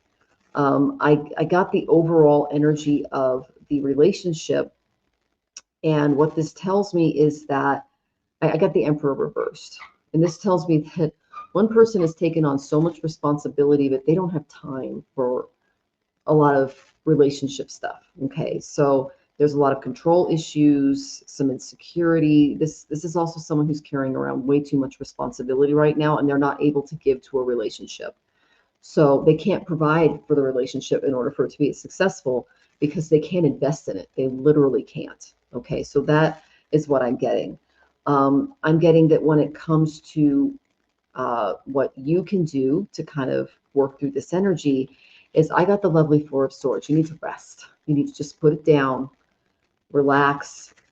They're even saying going on a retreat would be very helpful for you, spending more time in meditation, relaxation, seclusion, connecting mind, body, soul. Mental rest is very important with this card. So you want to kind of go through a period of nesting. Um, this person is really, really, really busy, doesn't have time. You need rest. That's the main thing that I'm seeing. Okay. And then I went to my lovely Mahabharata oracle and I got the strength card. Okay, so what does this tell me? This is Bhima. Bhima is he's very powerful and very strong.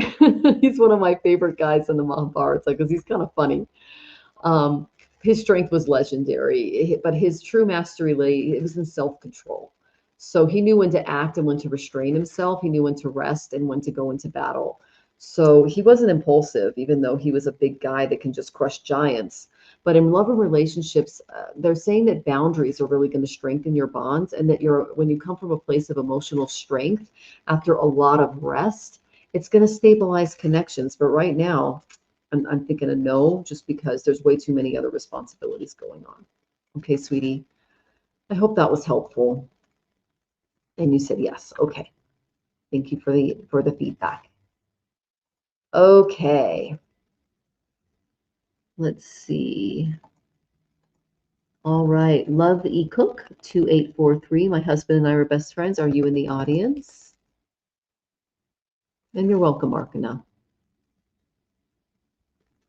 Lovey Cook 2843. Are you here? Checking 1, 2, 3.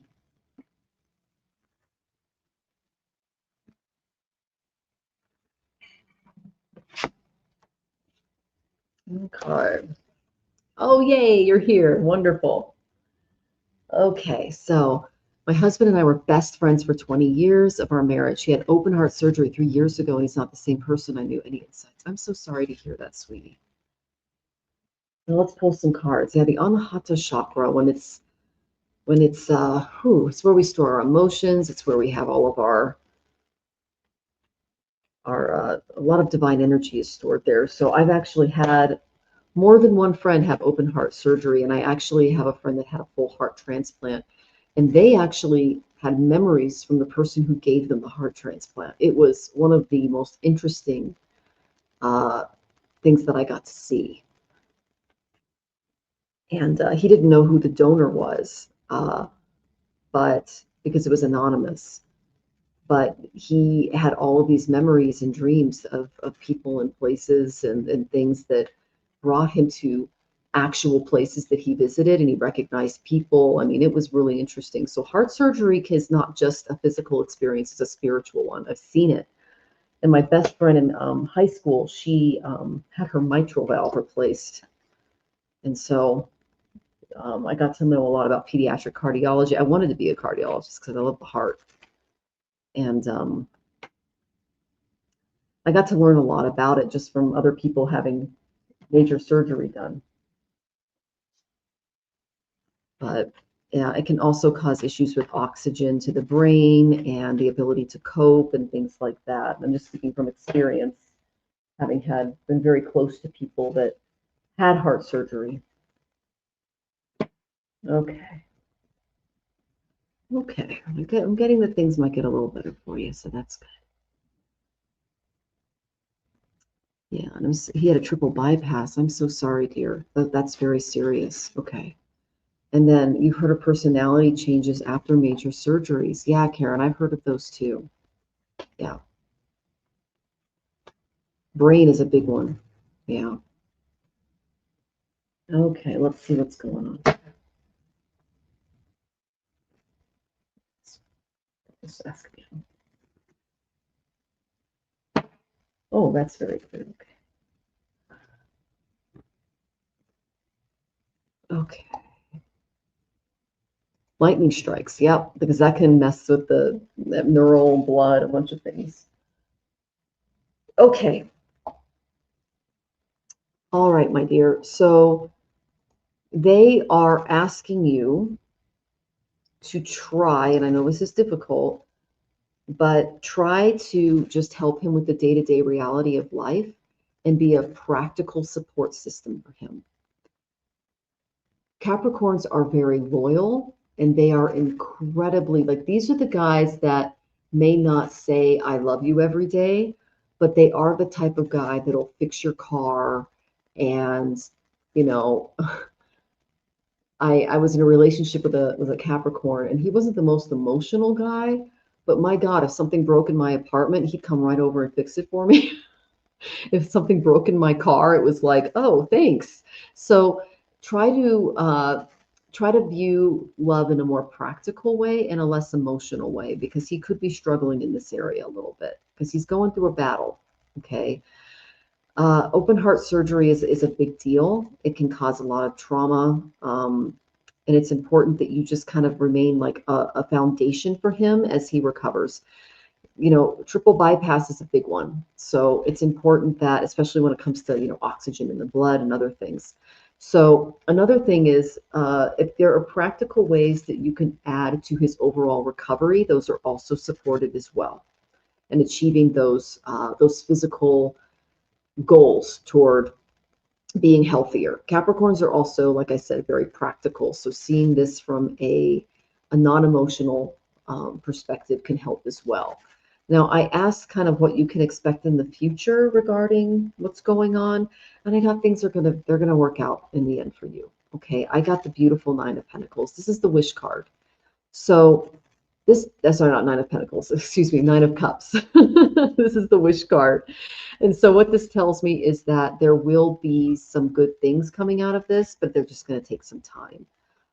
This is a card of emotional satisfaction and self-contentment. So you can expect some fulfillment. It's just going to take a little bit of time and maybe some practical guidance. Now, I have a husband with an incurable chronic condition.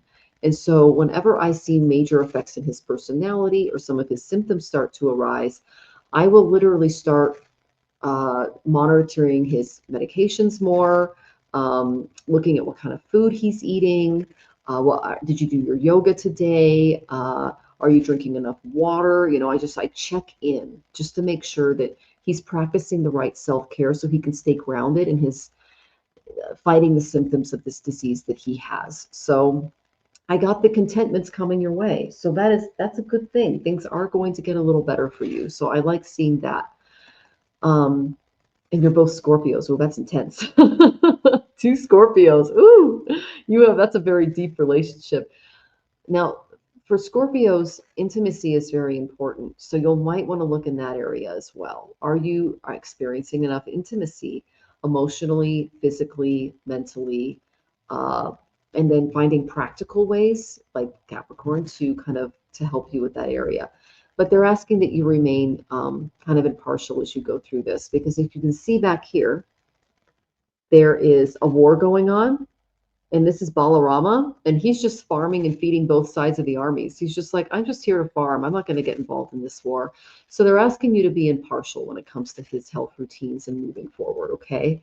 That's the main energy that I'm getting. And this is also the card of farming. So more fruits and vegetables, especially organic, in his diet can also help in this area too. So, and then, yeah, okay. Yeah, that can happen. That can happen because Scorpios are really intense. So, and you would know you are one. So just give him that time. Try to remain impartial with your feelings.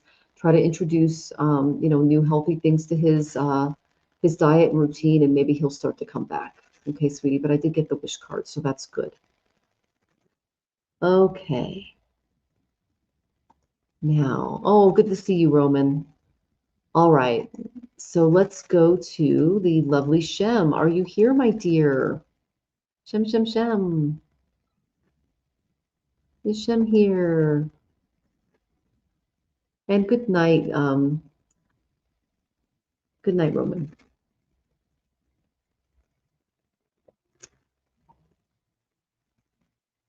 And you're so welcome, lovely cook. Thank you for allowing me to look into that for you, sweetie. Oh, good to see you, Shem. Okay, yay, I'm glad you're here. Your chart. Oh, okay. So I'll have to open that up a little bit. Let's see. Shem. Just give me a second to open that up. Okay, yeah, as you know, seventh house is getting hit with Saturn. That's Shani Dev. He's going to cause some issues in and around your relationships, especially marriage. He's going over your Sun and your Mercury, so that can cause miscommunications, issues with ego. This is opposite your ascendant moon, Pluto, and Uranus, and so that is a lot of energy getting hit with Shani, and it's been going on since last year and a little bit the year before. It's gonna hit a peak in 2026. Okay, so just be aware of that into 2027. They'll be officially out of Pisces, sidereal Pisces, February of 2028. So you're going to be in this for a while. So it's important that you really focus on those relationships. Let me see where Jupiter is for you.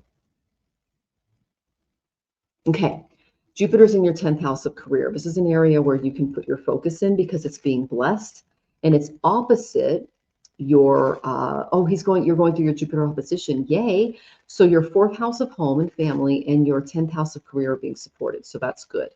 But Shani is hitting your marriage house. And so that's going to cause some issues there, ego battles, miscommunications, feeling separate. Emotions are going to be at a high, things like that. So it's important that you're taking out time to ground yourself, especially because you just entered, let's see, you're in Saturn, Rahu. Okay, let me read that for you. It's the tertiary energy. And I'm going through Saturn Mahadasha too. So I am right there with you, dear. And you've got Saturn and Venus in Taurus. Saturn's not in a bad sign for you. So that's good. He likes being in Venus's house. And that is in your 9th house of spirituality. So really leaning into your spiritual practices are going to help you stay grounded. So let me look into Dasha of Saturn. And I like to go 3 divisions deep because it really gives me some specific information as to what you can expect regarding events moving forward. And you're going to be dealing with this energy until January 19th. Oh, okay. So you're about to step out of that. I'll tell you what you've been dealing with and then what you can expect. So this period can be difficult. Let's see if Rahu is placed in Gemini. No. Saturn is in the 3rd. Or 11th. No. Okay.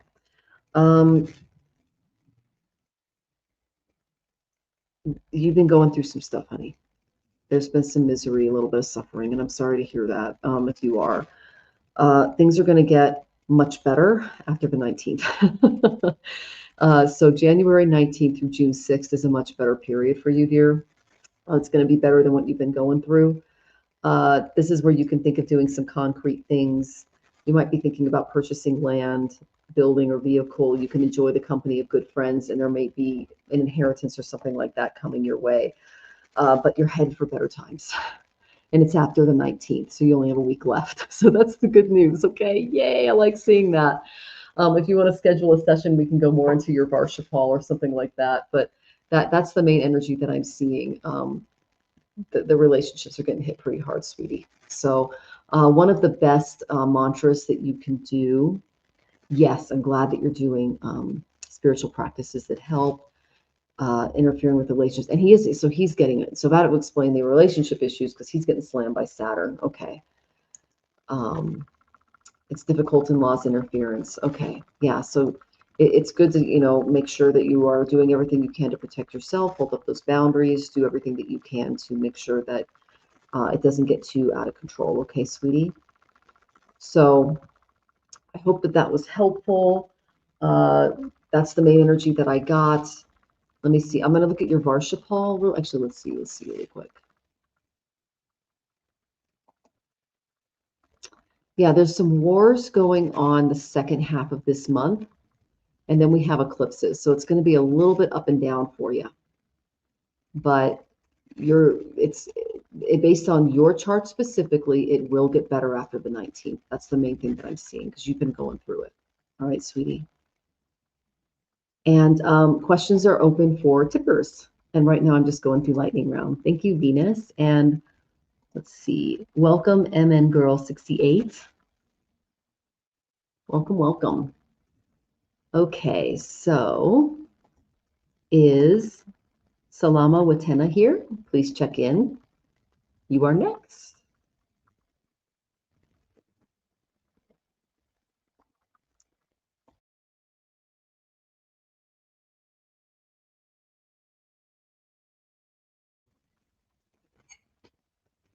Are you here? Please check in. Yay, you're here. Melissa. Oh, lovely. Good to see you, Melissa. Thank you for joining us, dear. Okay. Salama Watena. Okay. Yes, January 19th, Shem. Things will get better. I like giving people good news. Okay. General reading for 2026. Now, I did do, this is for everyone who follows and subscribes to my channel, I did a 2026 readings for all signs, and they're in chapters. And it's based on your sun, moon, and rising Vedically. There's a calculator in the description. Whew, it was a lot of work, but if you go, you can get a big, like I go dates and times, and I talk about all the major conjunctions and everything. So you can check out that video. I put a lot of research into 2026 because there's some stuff going on. I warned everybody about this week that with all the wars going on, it would feel like we're going under wars, and that happened. So a lot of Vedic astrologers, Western astrologers were talking about it as well. It's big stuff. So, and then we got the eclipse on February 17th, and then March 3rd, we got another one. So I've been doing lots of remedies because it's right on my moon and sun. So I'm getting eclipse this year, guys, every 18 years. Just help my husband through one. He can help me through this one. Okay, let's see. Okay, so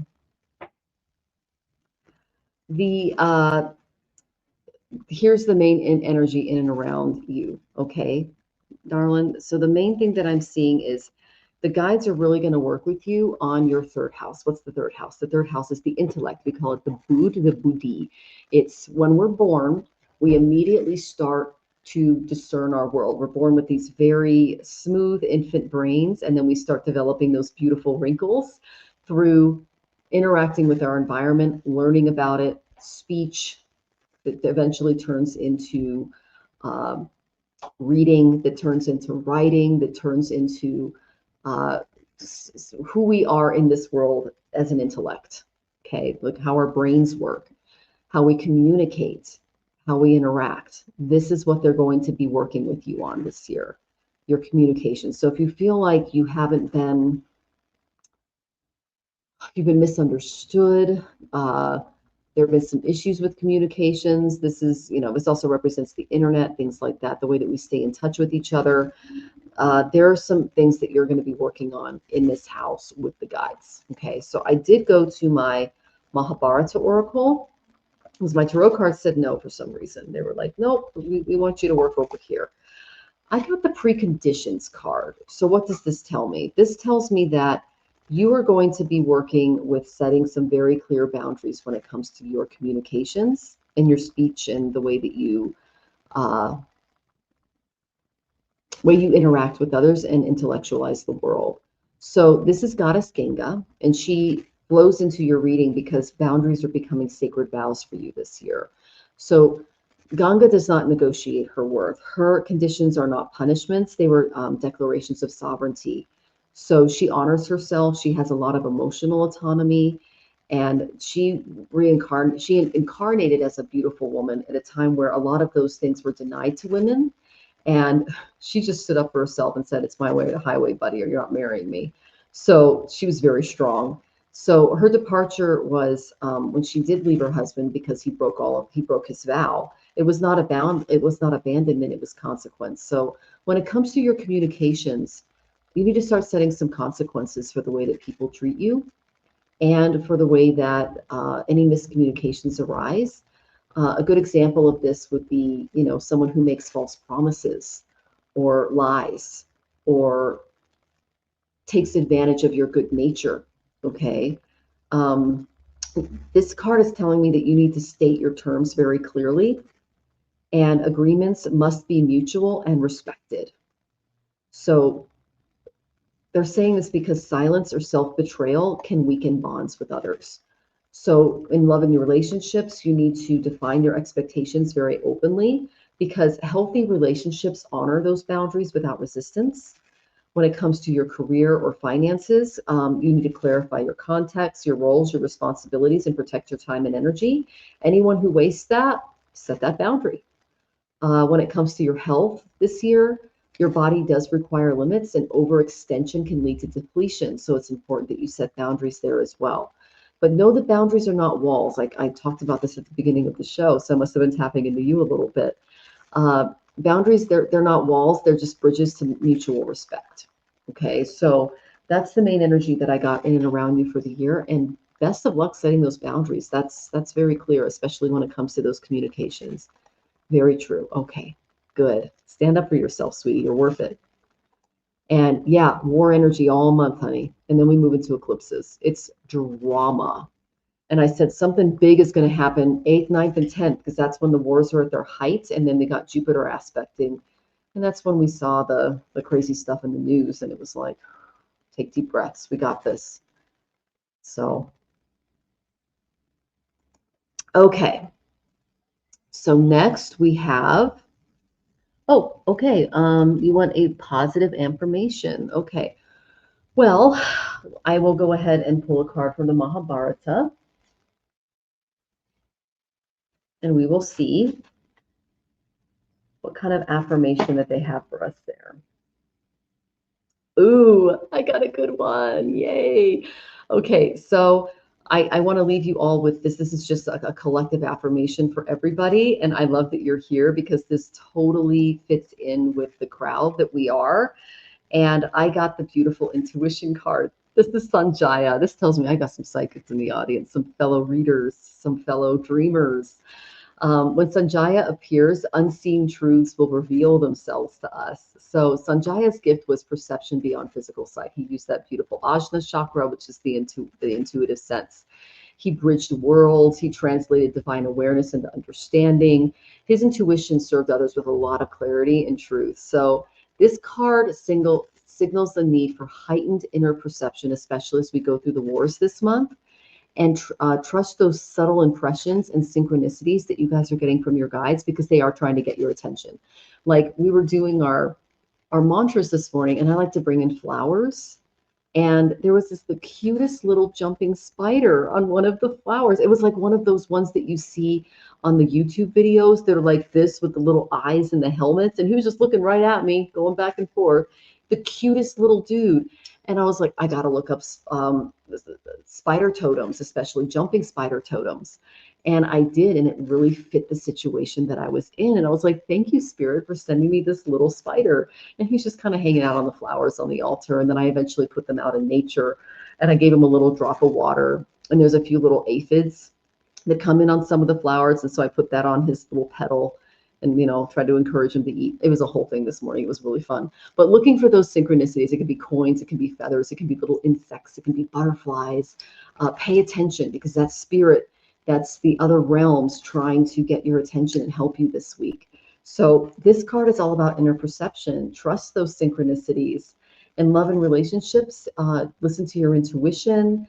Pay attention to those emotional undercurrents, especially because there are wars going on, literal and in the sky. And know that when it comes to your career, your money, things like that, pay attention to instincts during decision making.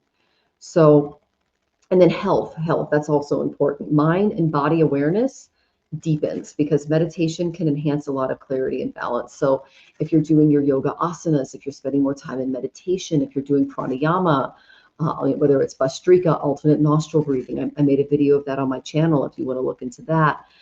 That's really supported this week because we need to be balanced and grounded despite all the crazy energy in and around us. So know that the answers that you seek already reside within. So that's the main energy that I got for the collective. And I really hope that that was helpful. And then I'm going to go ahead and give you guys thank you, Roman. I'm going to go ahead and give you guys a mantra. This is a good one that it's like the nuclear bomb of happiness mantras. It's a very good mantra to do, and it's super protective. Okay. And you can practice this. You can also look it up on YouTube videos, but this is very, very powerful. Okay. Om Bhur-Bhuvah-Swaha Tat-Savitur-Varenyam Bhargo Devyasya Dhimahi Dhiyo Yona Prachodayat. Om Bhur-Bhuvah-Swaha Tat-Savitur-Varenyam Bhargo Devyasya Dhimahi Dhiyo Yona Prachodayat. Om Bhur-Bhuvah-Swaha Tat-Savitur-Varenyam Bhargo Devyasya Dhimahi Dhiyo Yona Prachodayat. And that is what's called the Gayatri mantra. And it is one of my favorite mantras to recite. If you do it in the mornings, especially between 4 and 6 a.m., 108 times, it's like putting on spiritual armor. So everyone, I hope that was helpful. And thank you, Venus, for being the mod with the most.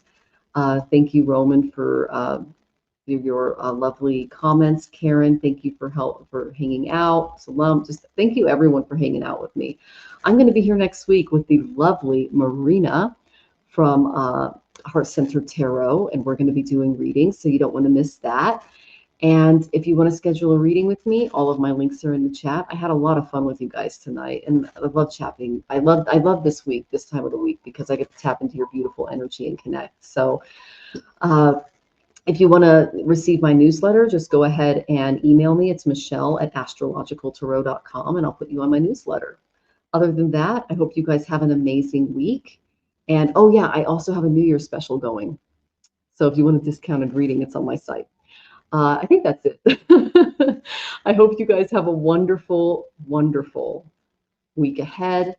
Know that there's some wars going on in the sky, but if you do the things that I talked about at the beginning of the video and stay grounded and not reactive, you're going to be just fine. And rely on that intuition, because a lot of you in the audience are tapped in, and it's so important that we collectively tune in to what Spirit's telling us so that we can be there for each other.